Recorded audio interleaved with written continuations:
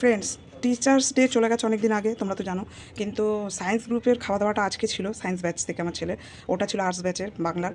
তো এই যে আজকে দিল ওদেরকে, আজকে সানডে। ভিডিওটা হয়তো কদিন দেরি হবে। তো ভেতরে কি আছে মনে হচ্ছে বিরিয়ানি আছে। বিরিয়ানি না, বিরিয়ানি আছে, স্যালাড আছে, তোমাদের অবশ্যই দেখাবো। এই হচ্ছে টিচার্স ডের দ্বিতীয় ক্ষেপ। তো চলো দেখি ভেতরে কি আছে, খুলে দেখাই, দাঁড়াও। ফ্রেন্ডস দেখো, বিরিয়ানিটা ঢেলেছি, এই দেখো বিরিয়ানিটা, এই দেখো স্যালাড, আলু, চিকেন আছে এক পিস, পুরো ধোঁয়া উঠছে। আর এই যে রাইস। তো এখন তো ছেলে খাবে না, এখন 11টা বাজে, সকাল 11টা, স্নান করে দুপুরবেলা এটা খাবে। তো চলো, ভালোই গন্ধ ছেড়েছে। সবাই ভালো থেকো, টাটা। দুপুরের খাবার নিয়ে আমরা বসে গেছি। ছেলে খাচ্ছে বিরিয়ানি, যেহেতু ওদের স্যার পাঠিয়েছে টিচার ডের উপলক্ষে।